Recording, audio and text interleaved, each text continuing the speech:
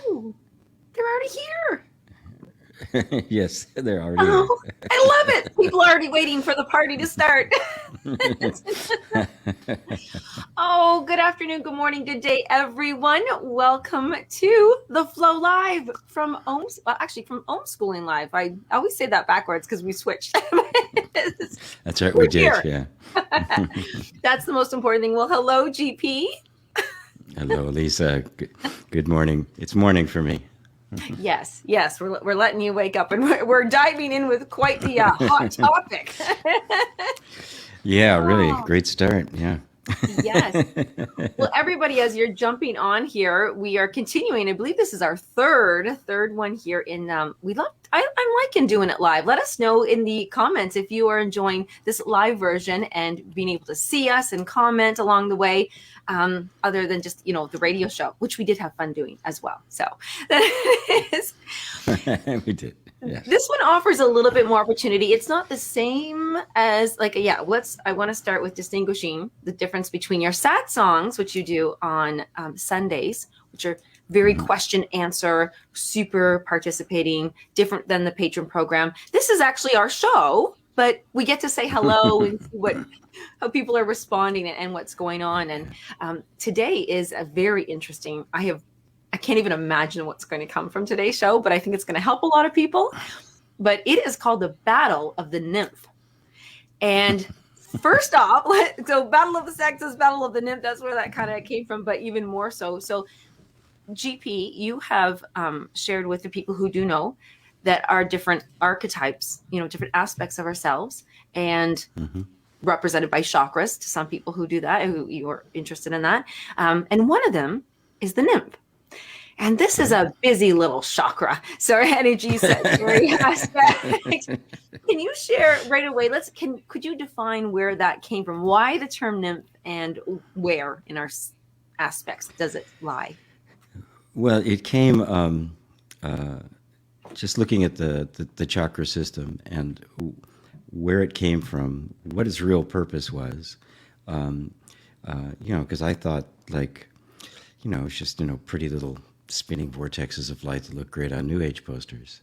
And, if I wore, red underwear or yellow sunglasses that, I balance my chakras and things like that, which is, a typical reduction of the West, which, it just kind of takes the soul out of everything, right? Yoga becomes exercise, meditation becomes stress release. And these very powerful representations of aspects of consciousness are kind of get lumped in there. I mean, all of the mystical and spiritual traditions have been about trying to explain our own nature, the nature of what it means to be a human being, and what it means to be a self-aware being, and what's the meaning of consciousness and life and all that kind of stuff. And it serves two purposes. One is, of course, the existential, to answer those big questions of life, but the other is to how to function in life as a healthy human being. It has to serve all of those purposes, and looking at the chakra system as representative of certain aspects of yourself brings a unity to them, a real yoga, a real reunion of the different piece parts of you, and also can explain a lot as to how it all got messed up. Now, that's a long prelude to the fact that I just decided to give them names, right? To give them character names. Yeah. Instead of, the first chakra, the Mahodara or something like that, the Sanskrit word for it, I called it the tribe. Because it is an aspect that represents the basic functioning of life. It's like the reptilian stem. It represents safety, survival, the pack as opposed to a family, right? Just it's very much the primitive animal instincts, right, which are very much alive in us. The second chakra represented pleasure, desire. I mean, that's where the sex organs are. That's where we move our hips. That's where we dance. And that becomes a symbol for the seat of all desire. the juice of life, life for the enjoyment of it, as opposed to the first chakra, which is life purely perfunctory, right? And then the third chakra actually represents the egoic self, the egoic mind, which I named the storyteller, because it is this capacity to basically invent all sorts of ideas about what life is like. And so I called the second chakra the nymph, because it symbolizes that it's just pure pleasure. It's just the juice of life. It doesn't see past or future, right? It's kind of like, the dog sees the food on the table, it takes it. I can see it. It must be mine. And that aspect is alive, quite alive in us. And so what you see when certain they get out of balance, if the weight is all on safety, and you can actually see the tribe and the nymph as being as representing our drive for safety and our drive for personal self-expression or freedom. And both of them are equally powerful. And if it gets out of balance, that is, one becomes dominant, life becomes dysfunctional, right? If it's all about being safe, I make a really good aunt. Right? Yeah. Life is very safe, but boring as hell. If it's all about pleasure and fun, life will be really great, but it won't last very long, right? So it is how they flow between the two that makes all the difference. And the nymph represents nature, right? I mean, the nymphs were the nymphs were the consorts of the god Pan in Greek mythology, right? And the god Pan was the god of nature, right? And so, the wood nymphs and fairies and all of these kinds of things. And there was sea nymphs. That's what mermaids are.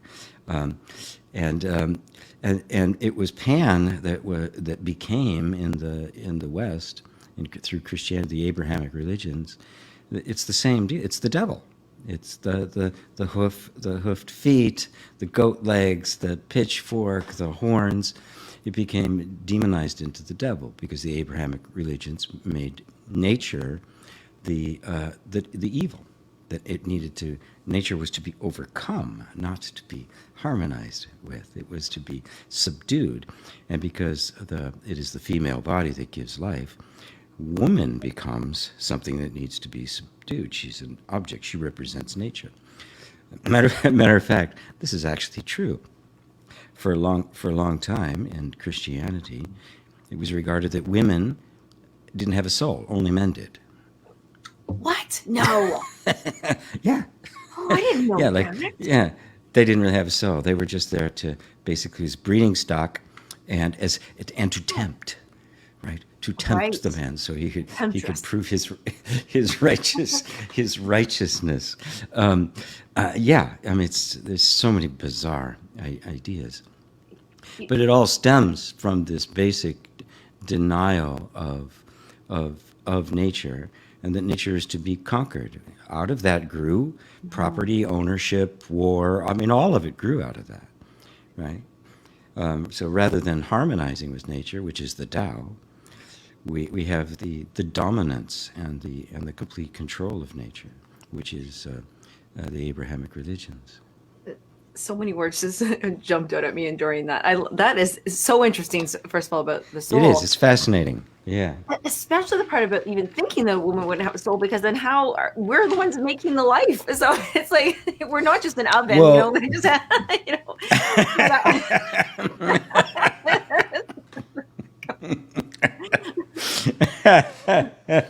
I'm getting my LG oven. Yeah. Yeah. It's just absurd to think about, but this is how absurd the whole thing got, how twisted it all got, because women are closer to nature. The moon cycles. I mean, literally give life and nourish that life for a couple of years. Yeah. So that represents that which is to be dominated, and that's the big contrast between the tribe and the nymph between the first and second chakras. And if traditionally, in the hunter-gatherer before agriculture, that was all in perfect balance, right? Yeah. And the very earliest representations, objects of worship, right? Like statuettes and things to God, were goddesses. Yes, I've noticed that. And of course, I mean the source and nourisher of life, right? Yeah. So it would make perfect sense. As Joseph Campbell put it, women are life, men are the protectors of life. And we need them. We know what I do. They have some uses. Yes. And it's interesting when we pull that into individual beings. So a man and there's something dinging on my phone and I don't know how to turn it off, so I apologize. Hopefully they're not a busy platform, but it was a new thing this morning that happened. Something came up to so important. So keeping it into like one person. So everyone has that male, female, that the nymph and the tribe, the nymph, what was on the other side of it? Ego, self. Yeah, the storyteller. So storyteller. So I'm imagining, you've got the nymph in the middle, and then we have this functioning aspect. And over here we have that ego, and then in the middle the nymph. And so I can see where a lot of people get into trouble. You said the word slave. And of course, I'm being silly, but sex slave kind of thing. But and I want that to be playful, not yucky. But it's all voluntary here. What we often think about is we say we're a slave to the grind. That word can come up because that's very working. And it's so interesting how I find a lot of questions that came up and why this topic was I was like, okay, we must share about this. Is a lot of people are finding that difficult, how to sway gracefully, how to dance and move those hips from side to side, from the slave of being in the functionality and safety, because it's where we can actually calm down a little bit. Our nervous system is not so frighty, and flighty. It's a little bit calmer. And then on the other side, we had that ego, which is storytelling and our image that will be accepted by others. So that's where I know a lot of people right now are like, I want to work, but I want to play. And so that's a big struggle. How can absolutely the case. Yeah. The need to survive is obviously absolute. If the rest is a moot point if you don't. The real problem is, according to what I've seen about the life of hunter-gatherers, they had basically a 20-hour work week. Oh, hour, week. I like the week one. All right. Yeah. It was not this this burdensome work, right? There was all sorts of play and celebration, and they're very close. Lots of very natural bonding. The roles between the gender were very, very clear. But remember, our culture now has been based on this conquest of nature, and so it is this relentless attempt to put down nature, which has taken us so completely out of any kind of relationship with it. We don't even know what normal is anymore. Right? I mean, especially in the United States. I mean, this place is absolutely psychotic in terms of the drive, and totally delusional. I can envision, and it's possible. I mean, Buckminster Fuller talked about it back in the 70s, that we had already in the 70s, 40 years ago, reached 50 years ago. 50 years ago, that we've already reached the point technology where we could easily provide for every man, woman, and child on the planet, which would release them into just really it would be a golden age of creativity, where everybody would actually have the capacity to explore their capabilities to the fullest, right? Um, the internet held out that hope, right? But this underlying idea, which just manifests itself as enormous greed, wants to instead dominate. I mean, Nelson Rockefeller, right? Who basically got rid of holistic medicine and put us on the road to pharmacy, as well as pharmacological, as well as many other things. He says, "I don't want a nation of thinkers. I want a nation of workers." Yeah. That is the philosophy that has been dominating the economic life, and by economic I mean simply the way we work together, the way we exchange one thing for another. And so that's what ends up happening. This war of nature goes on, and you inevitably get this hierarchy that wants to dominate. And greed is an illness. It's a pathology. Mm-hmm. It certainly can create it within the body that energy is not flowing in a harmonious way. Yes. When you said that, that really brought that to. There's this. I don't want to say struggle or battle, but I guess it is between being and doing. And can the nymph do, or is the nymph only being? Is pleasure being?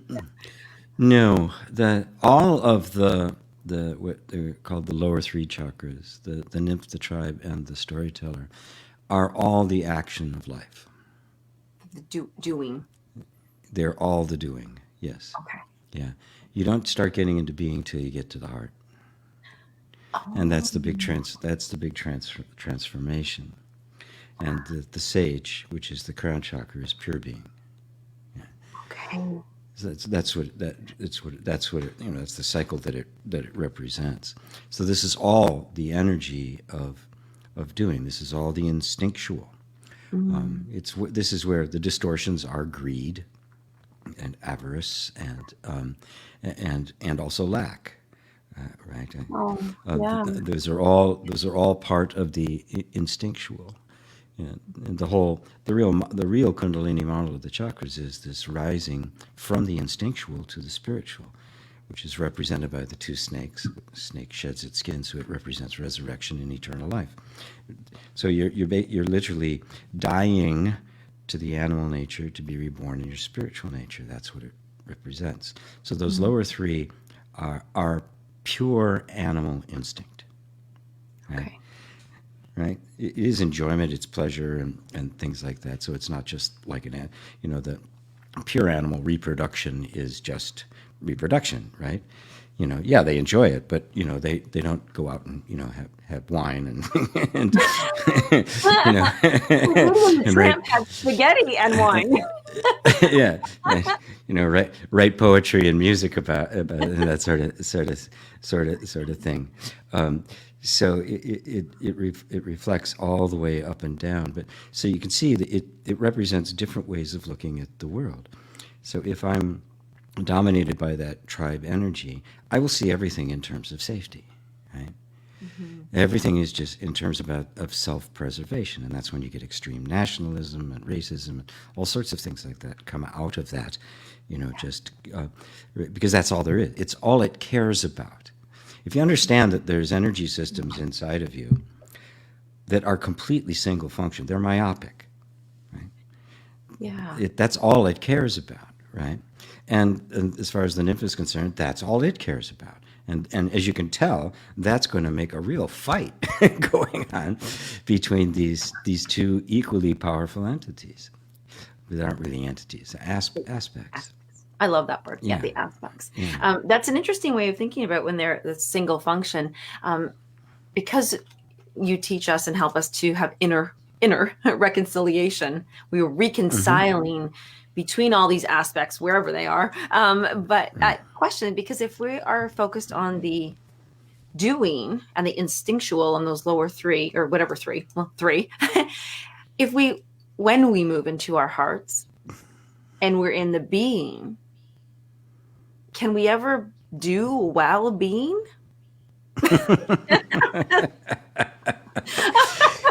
that is a common misunderstanding, that they're like, it's like one or the other. I'm either Right. doing or I'm being, right? And if I'm being, I'm sitting in the corner chanting Om, right? and that's it, right? But don't you have to be in order to do? Isn't it? It's just assumed. It's a matter of where your attention goes, and what is absorbed you, right? Mm. Right. In what happens is, in the doing, which is a cult, the way our whole culture works right now, being is ignored, right? Yeah. In all sorts of Not enough. really practical ways. The jobs out there aren't interested in you having self-fulfillment and self-expression. I got a job, I need you to do it. I'm not interested in you individually. I'm only interested in what you can do to do this job. That's the base, that's the most primitive and horrible economic system you could possibly build, which is what we have, right? So it isn't about who you are, right? Your Mm-hmm. being, your own nature. It is completely focused on the doing.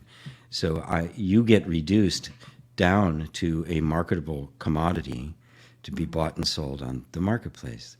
And that's what all the colleges put out and that sort of stuff. And of course, that goes to the gender. Women get reduced to an object, they're commodified, as a sexual object, because sex sells. And you're prettier than we are. so everything gets reduced down to that. And it is really quite a sickness. The antidote is, it has to be individual, because the culture isn't going to help us. We have to take the steps ourselves to reawaken that beingness, right? Oh, I like that. Which connects us back into our actual nature, right? That connection to beingness is also what's symbolized as going from the heart to the upper chakras, all the way up to the sage, back to the actual essence of your being, which is what is feeding and informing and is the source of the doing. They're not two, right? But what Yes. we've done is we've divorced the doing from being, and as a result, we've become automatons. We've become robots. Okay. Is this correct? I love that. The being is the source of the doing. Yes, of course. Oh, okay. That's fun. That's a fun one. When the being is the source of the doing, as long as we are being our true nature, our true selves, and it's not the storyteller isn't doing this and this. So when we're Yes. being from our heart and above, then all of our doing will have been done with good intention, with the right, like these, not with Yes. greed, not from lack, but yes, I love that you said that, feeding and fueling. The being is the source of the doing. That is really good. If anybody really got that one, I would love to see that in the comments. That was a really big one. Okay, I'm throwing this one out there. I don't know. I feel like it fits in here, but I'm not sure, because I don't know. So I'm in Canada, and GP, you're in the States. Yeah. We have begun this new process of a very doing thing. When you are purchasing a house and you put a bid in on the house, in order to be attractive for it's not just your offer about the number. They've started now having people write, it's called the emotional letter. And you are accompanying your offer with an emotional letter. So your bid might actually be lower than somebody else's, but you have more emotional love for this house than you need it or you want it, or it's the perfect time why you should have it. Now, I still haven't wrapped my head around why, what I feel like it's actually quite what's that word? Exposed, you feel naked, because now it's like, gosh, now I'm selling my emotions to get this property. Exploitation. That's what I feel like. Yeah. I feel like it's so in that kind of a world that's happening there. How is there? Can our emotions safe if we're forced to give them and share them when we don't, like we feel like our safety depends on it. Isn't that interesting that it came back to, the emotion came back to this drive for safety? Is it safe to express my emotions? So you can see that there is this beautiful and subtle and absolutely important relationship between the safety mechanism, the tribe, and the expression, right? So if you see the expression of the emotions as the nymph, right, is it safe for the nymph to do that, right? Now, when there's a splinter between the two, when there's a schism between the two, you won't know. You'll say things when you really should have kept your mouth shut, and you'd be quiet when you should be speaking, right? Because it's out of balance, right? It's a beautiful illustration that they have to flow together. One's not better or worse than the other, right? They are a flow. And so, yes, what will happen is that it could be a very cute, novel little thing, right? To help, make my case, because I don't have enough. I don't have the same amount as they do, but I love this place more than they do. Yes. But in our economic cultures, it almost assuredly will become a manipulation. Because what is the primary motivation? The primary motivation is to sell the house to the highest bidder, right? And this is a way of trying to manipulate it, because I can't be the highest bidder. Maybe I can, make some case to give it to me anyway. So you could look at it either way, right? Mm-hmm. And what's going to make the difference? Well, the thing that's going to make the difference is the heart from which it's arising, which means the being again, right? That's what's going to determine the quality, the value of it, and whether it's authentic and heartfelt and genuine, right? All aspects of being, right? Mm-hmm. Yes. Or if it's going to be manipulative and just a tactic, right? Yes. Which does not emanate from being. And I mean, when you're talking about things like it's authentic, it's genuine, it's heartfelt, that's all being. That's being. Yeah. Right? That's not doing. The doing is always an expression of the being. Always. Right? Because the doing will always have the energetic signature of the one doing it. And if the one doing it is in touch with their own being, what is done will reflect the beingness. If they're not, it will simply reflect the storyteller's version of them, which has been inculturated into you. Oh, that was so good. Okay. Yes. Okay, it's funny. I was so many, because I coach people. I'm hearing where they're coming from and what they're feeling, and then I'm thinking of my life and the people in it, and even my interactions as well as, and you're right, because sometimes, I can't help it. I'm human. I am going to judge on some level, right? I might see some doing somewhere and say, I don't like that doing. Because for me, maybe wherever my aspects are coming from, that doingness, whatever was produced from their doing, was coming from the storyteller, and I was hoping it would have come more from the heart. So there's this I'm going to judge whether I can feel safe. I'm going to be discerning whether I'm going to be safe or not. When you said about expression is the nymph. The nymph is the expression aspect. Mm-hmm. Whether we might say nothing when we should, and we might say a lot when we shouldn't. Can we get so fearful that we actually we don't even know when our cue is to speak from our heart? Can we get lost in that and just not know? Absolutely. That's what happens when everything gets out of balance, right? Right. And if I've got a real emphasis on safety, which we all do when we start, right? Because that's all that matters for the child, is being safe. Authenticity, being my true self, is not as important as surviving. And because I can't take care of, I am totally powerless and vulnerable, my authenticity gets put on the back burner. That's the original, the existential crisis. I can't be myself, right?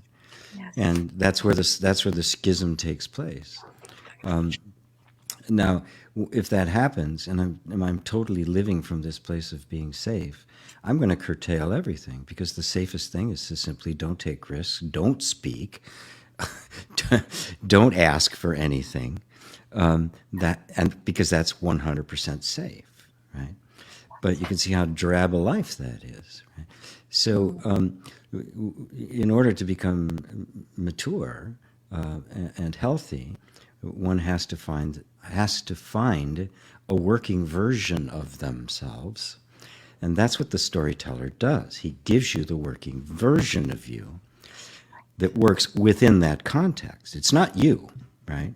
The ego is not you, but it is another function that resolves the conflict between the nymph and the tribe,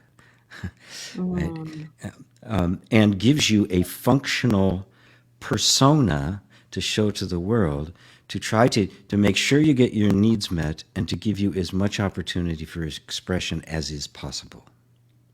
Which is the nymph, the pleasure from expressing. That's correct. And in our society, it is completely dominated by the tribe. Right? Yeah. And so that's where you get all the distortions. Distortions. When I'm kind of imagining, like I'm taking this to movie world, Hollywood. Do we, when we switch gangs, when we switch families, when we don't feel safe at home with our own tribe, do we seek out an other based on the nymph looking for expression of pleasure, or the storyteller manipulating the nymph a little bit to find a tribe? Well, it all gets muddled up because safety is so predominant, right? And if I'm not safe at home, the gang is safe, right? Mm-hmm. And the gang gives me an identity. Yes. Right? Now I am somebody, which, and of course the ego is always somebody in terms of somebody else. There's always this playing, right? I'm better, I'm worse, right? There's always some kind of a judgment or assessment to figure out where I fit in. And if I know where I fit, I'm good. And and depending on where I fit will be the degree to which I have any opportunity for self-expression. But oftentimes, by the time we get to that point, you don't have any self-expression anymore. Who you are expressing is completely the creator of this creation of the storyteller. The real you is so deeply buried that you couldn't come out at all, right? So you end up at 45 years old or 50 years old, having a midlife crisis and spending $1 billion spend $1 billion to put yourself in space. The most expensive midlife crisis the world has ever seen. That's what it was. It was three guys wagging their dicks around. I mean, it was just. Thought you were going to say tail, but you didn't. Yeah. No. They're all men, notice. Yeah. Yes. Can I say? We always have some fun on this channel here, don't we?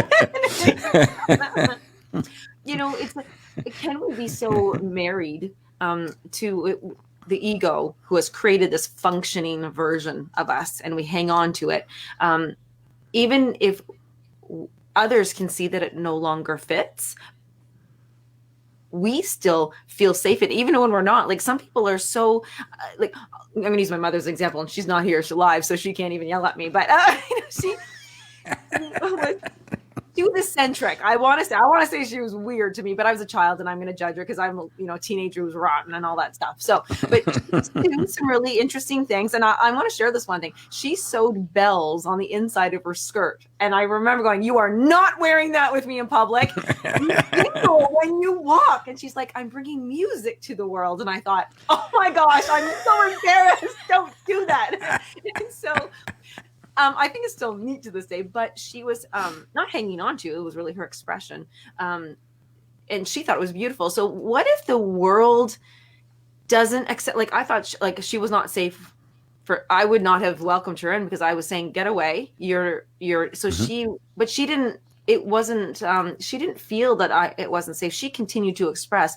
But now, what do people do in the world who are so committed to their uniqueness, individuality, their expression, and it's not accepting of the tribe, but they still feel safe in it? Is that okay?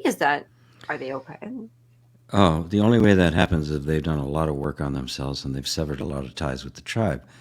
Simple as that. Oh, The tribe severing. is, Mm. yeah, the tribe is your source of safety, right? Ah, For all the formative years of your life, right? Even up through being a teenager. I mean, it's really weird when you think about it, how long it takes a human being to become self-sufficient, right? But by that time, by that time, you are the tribe, right? mm. Ooh. And, yeah, and you have become and the only way you couldn't is if you really did reject it. Now you can't do that as a child because you'll die, right? So you'll see it in the rebellious teenagers and things like that. They're trying. They can't let go of the safety because they can't make it on their own, but they're trying to find some degree of authenticity. And this happened on a huge scale in the '60s. The whole images of the '50s broke down, and with the advent of music and just a much broader world in which influences began to come in. What had been just going on generation after generation, very little difference between them, all of a sudden was completely shattered. A completely different world emerged that had an enormously powerful impact. And, for the first time, a generation got the idea that they were entitled to self-expression. Ooh. Yes. Okay. Yeah. And Yes. that was a huge shift. And one of the big parts of that shift was the invention of the pill, where women actually had control over their own sexuality.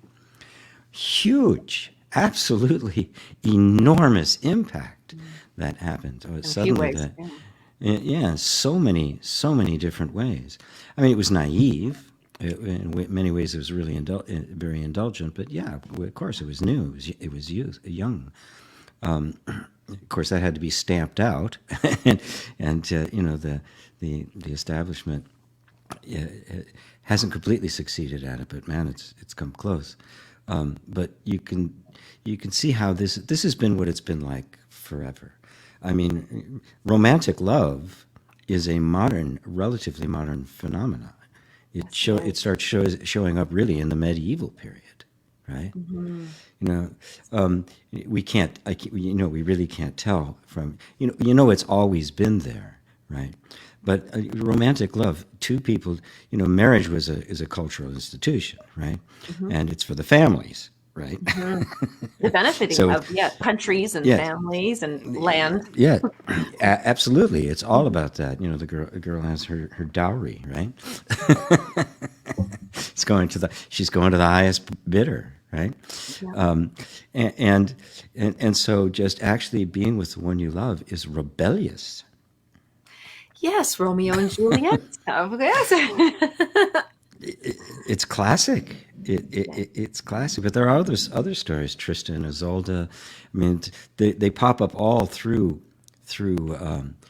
history. Most of the time, they don't have pleasant ends. I think you're trying to do Because it it on is. purpose to deter us. Every one of those is a representation of the essential conflict between the nymph and the tribe. And a tribe. Right? Yes. Okay. Yeah. Which is in every single one of us individually, which is how it becomes. That's why they're archetypes. It's in everybody, and then it manifests in different forms and in different cultural expressions and the like. But it is essentially human nature. Yes. This is also. I'm gonna take the moment to kind of share this, and I want to have a peek at all the comments because there's so many of them. This whole thing to me, when I first did the chakra course, the intro, I didn't even do the course yet, the whole course, but I've done the intro to the chakras and what you're speaking about, which, and everybody, that's the intro is free. You want to go to gpwalsh.com/chakras with an S -intro. It's I don't know, it takes 90 minutes to do all the little segments. They're in little bite-sized pieces, 9 minutes, 10 minutes. They were so incredible. I got addicted. I was thought, I'm going to go listen to one. And then I was like putting off a life so I could hear more.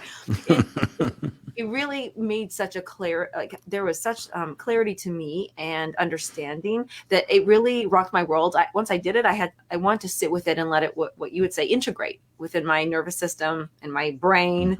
And it just changed my life. So I do encourage everyone to do that. And I love that it's, it's free and you go and you check it out. So do that. We can put that link below.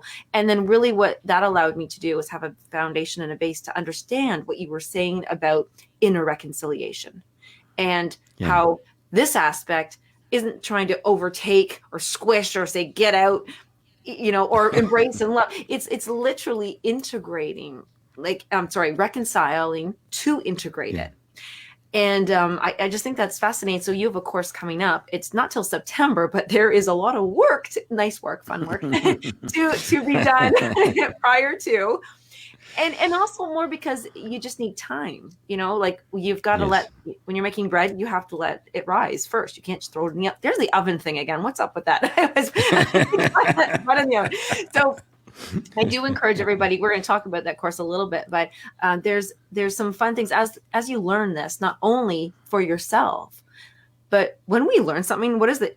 GP, I know that I do this. As soon as I learn something, I share it. I teach it. I want it. I tell everybody. And so if you are watching and participating right now, GP, this course that you are offering, so the inner reconciliation, and we'll give the link and everything, it's for ourselves and then to teach it, to be teaching. Oh, perfect. You're so good. Okay, there you go. So you see what I'm saying there? gpwalsh.com/IR for inner reconciliation. And I'm, Foundation for Facilitating, FFF. So this is a paid course that's coming up. It's in my opinion, underpriced, but I don't think I'm allowed to say that. So, and just if you're thinking, oh my gosh, there's homework and stuff beforehand and everything, I want to share that we have some lovely people who've already taken it that are just in, we have volunteers. Penny is one of them. She's in our comments. If you are needing some support and would like to be held accountable or have a support group along the way, that's free. You just, sign up under, Penny's got some posts there. You can sign up as a group so you can be doing this together, or you can be partnered up so you can do one-on-one. And then you'll be all set in September to take the course, which is good. and GP, just bringing it back, because I want to read through the comments. I'll get you to share a little bit while I read. Is there one, I already feel like I know the answer, but is there one aspect, one name that you've done that really gets more attention than another when people come to you to, I need help, I'm confused, I'm suffering? Is there that you find? Easy. Yeah, safety. Safety. Yeah. It's always about safety. All the distortions. All of the distortions in our world, all of our personal distortions, all of it are because we don't feel safe. And the manipulation of our safety has been a threat that's been used to get power forever. Everything is always justified. Freedom is always sacrificed at the for safety, right? Well, we got to stay safe and all of that. And we're so distorted about it now that we don't know where to draw the line. Right? And so we end up giving up things that we shouldn't, or then we start, demanding things irrationally, right? Because we've just lost the flow. We've lost the natural balance that is between that. So I find every psychological problem, every trauma, every residual thing you're doing, all the self-sabotage, all the stuff you want to get rid of, is all the result of an absence of a sense of being safe. Okay. That started with your parents, because and I don't mean that you weren't physically safe, because if you weren't physically safe, you wouldn't be here listening to us now. So obviously you did survive, but it wasn't safe to be yourself, and that's the initial schism, right? So you picked that up, and you've been doing that to yourself ever since. Every time you judge yourself, every time you criticize yourself, every time you take a self-help course to try to improve yourself, you are reinforcing the idea that there's basically something wrong with you and you need to be fixed. This is the schism that creates an inner sense of danger, and the defensive mechanism simply digs in deeper. That's why self-help doesn't work, right? Because all it's doing is triggering the same mechanism that's been there the whole time, which is what inner reconciliation is about, and which I do with everyone, and everything starts with it, is you have to become safe for yourself, which means you have to be able to be present with your own feelings without judging or trying to fix them and make them go away. This is the rather unfortunate side effect of the law of attraction that made everybody afraid of their own thoughts and negative emotions. Stop. Oh my God. Oh my God. That's what it was in the first place. The child just has emotions, but because those emotions are not acceptable to the child or to the tribe, even though they're totally natural and innocent, they become negative emotions because every time they come out, they get slammed, right? They're not. But they've been characterized that way because they weren't given the freedom of self-expression. And so when I started hearing the law of attraction people talking about those negative emotions, I just wanted to scream. Yes. Oh my God, you're doing it again. Original sin in the back door. I'm going to say this anyways. I don't know what we were ever allowed to say and not allowed to say, so I'm just going to say it, and then I'll ask for forgiveness over permission. But I've listened to Abraham Hicks and everything, and I remember there's this one thing, and she said, after 17 seconds or 16 seconds, I can't, we gained a second, by the way, somewhere along the line. And I remember this shift happening, and I was like, oh, how does that happen? But anyways, if we continue a negative thought for 17 seconds or a positive thought after this magic time, then you're in momentum now. And I was like, I had the fear in me now after hearing that going, oh my gosh, it's been 10 seconds. Stop it. Like I was freaking out. I'm going to hit 17 seconds. I'm stuck if I don't get off of it. Right. And so what you're saying there was very real. And it was more of like putting like that elastic band and flicking yourself, and when I was a child, that hearing that reminded me when I was a child that don't do that because you'll get in trouble. Don't do this. So it was behave. Yep. Behave was the thing. And so what you're saying there really resonates for me. It's like, I don't want to be afraid of my own thoughts. And I'm sure, and I'm thinking people here, if you'd like to comment on this, I would love to hear somebody, Kimberly saying I needed to hear this. And if we live in fear of our own thoughts, our own self, where can we start to even rebel? I don't even know. Trust isn't even a good word there. I don't even know. How do we fix that? I use that word, fix. Well, how can we help ourselves? Yeah. Fixing that is my life's work. When you understand the principle behind it, it's not that law of attraction is just complete and total nonsense. It is an old idea. It's been around a very long time. This kind of things have been practiced by yogis for thousands of years. So there's nothing new about it except that it's a multi-billion-dollar industry now. Yes. Right. But like everything else, it got absorbed into a very materialistic consciousness. Right. So you don't hear these people, giving they're going to get a seminar, $1,000, I'm going to teach you how to manifest world peace. No, it's how you manifest a house and a lot of money. Right. Why, what in the hell? Why, I can manifest, my own spaceship into space. So it's just a simple thing to just acknowledge that, yes, there's obviously the quality of my life is going to be determined by how I feel about it. Duh. All right. That's it. This is not rocket science. Okay. So,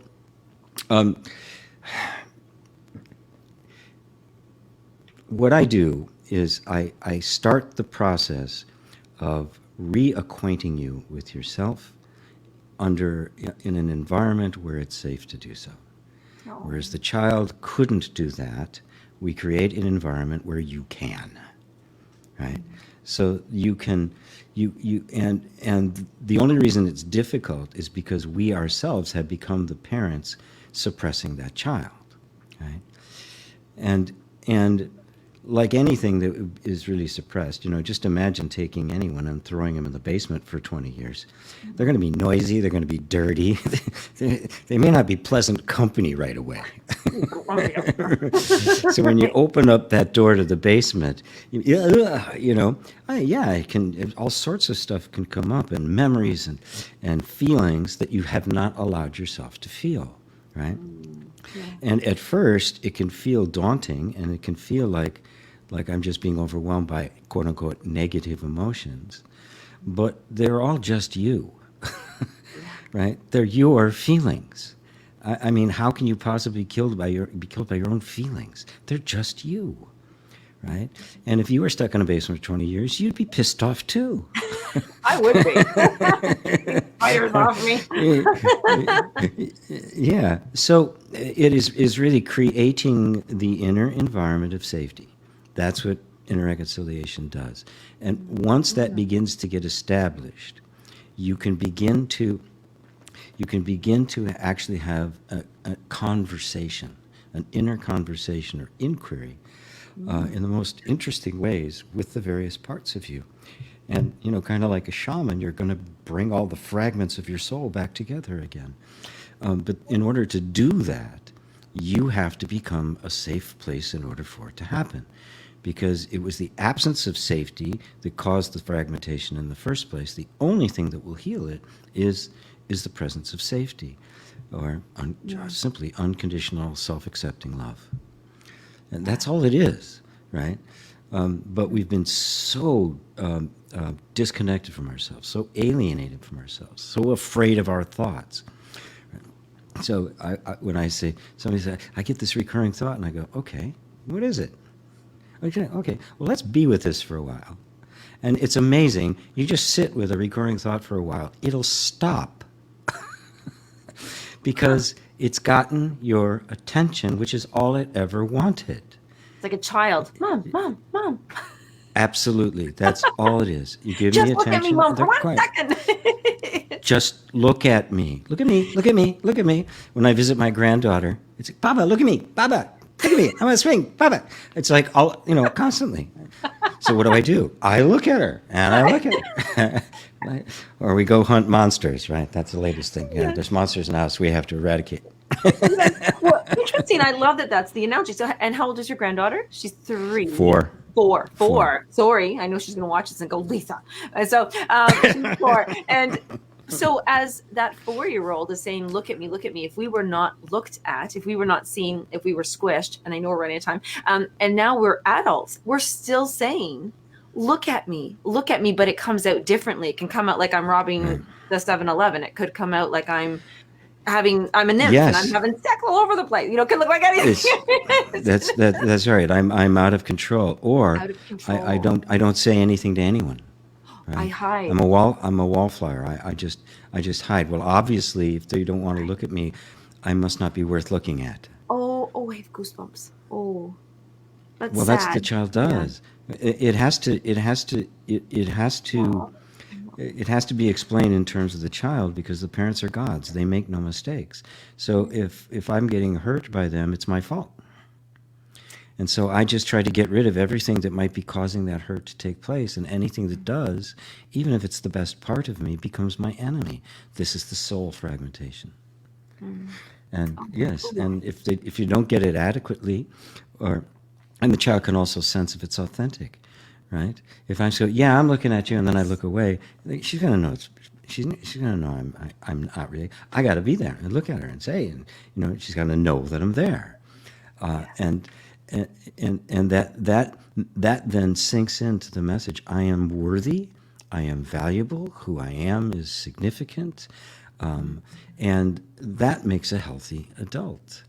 That makes and the little girl needs that, especially from her father. If she doesn't get it from her father, she will try to get it from men, and end up getting men who don't give it to her.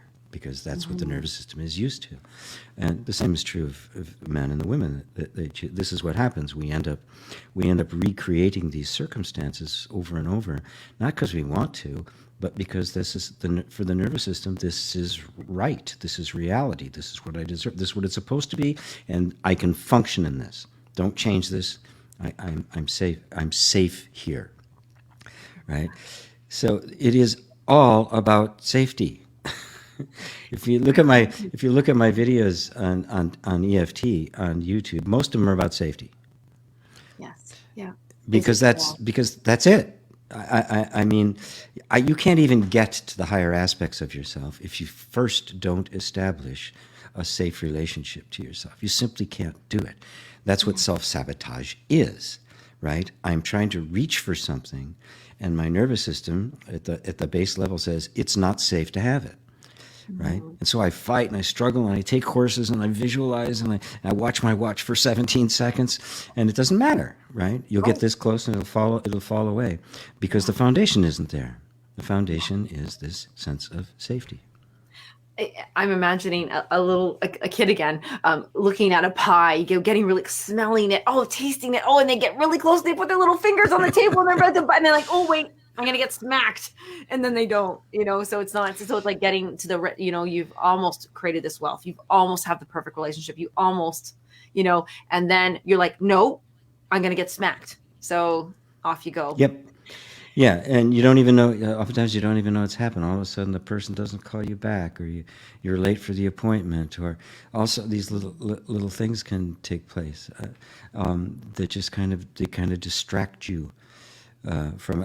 Once when I was in New York, I was seeing a therapist, marvelous guy, who introduced me to Gestalt processing and things like that. It was really very good.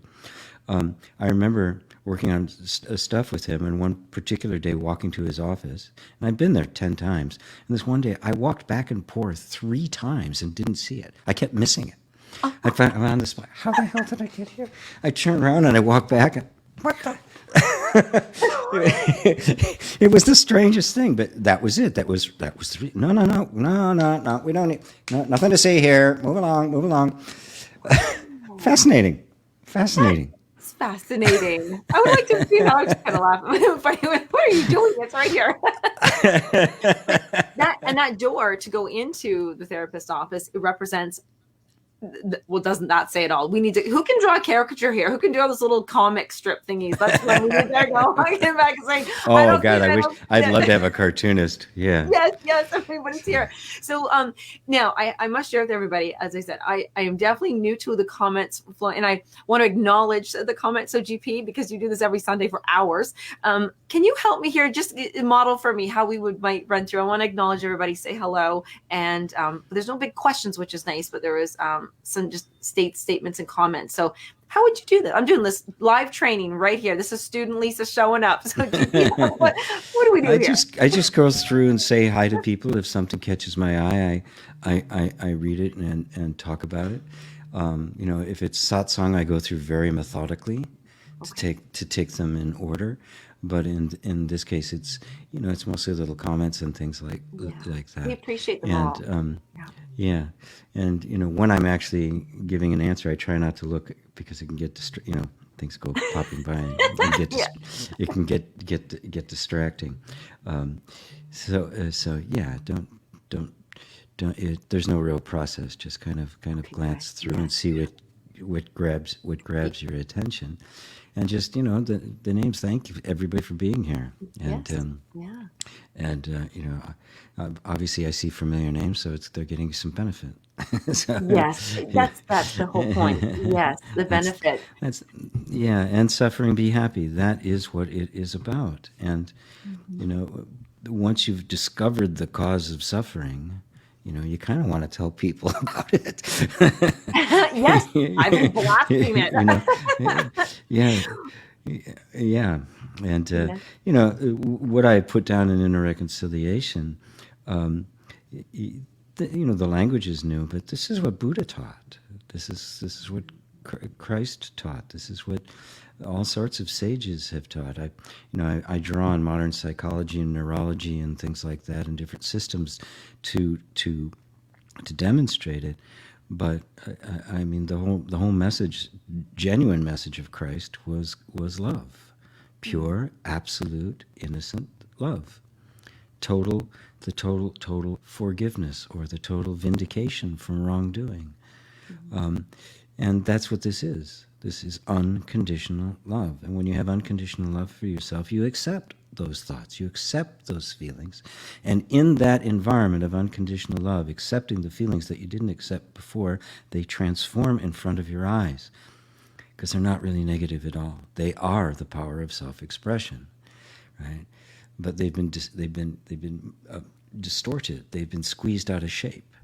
And your job is to release the grip, and they will naturally pop back into their normal shape. And this is where the harmony between the nymph and the tribe takes place, and it becomes safe to express yourself. Right? And that is what we're all seeking. That's what we all want. That is happiness. That was a beautiful, beautiful way of just like the battle of the nymph is really, it is safe to express myself. That is right there. That was beautiful. What a great bookend. Woo! So I would like to do an invitation. Is it safe to express myself? I got to write down. Safe to express. I write so much during these shows. It's crazy. My workbooks from all of our shows, GP, are going to be a workbook, I'm sure, one day. But until then. Oh, that's a great idea. Yeah, the workbook of the student of GP.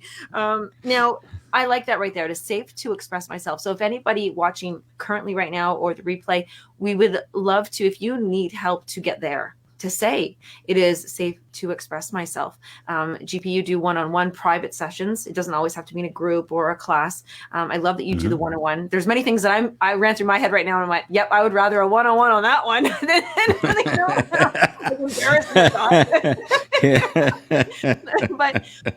but I love that, because it's honestly, guys, if you do a one-on-one, it's like you don't have an audience, but you are literally sitting like this with GP, chatting away, and then you get those I don't want to say teachings, but you share and self-inquire. You assist them and guide them and point them along the way for self-inquiry.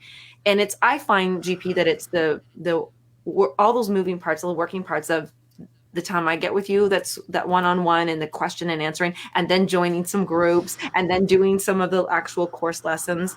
And it's been about 11 months for me, and wow, do I have more self-love than I've ever had in my life.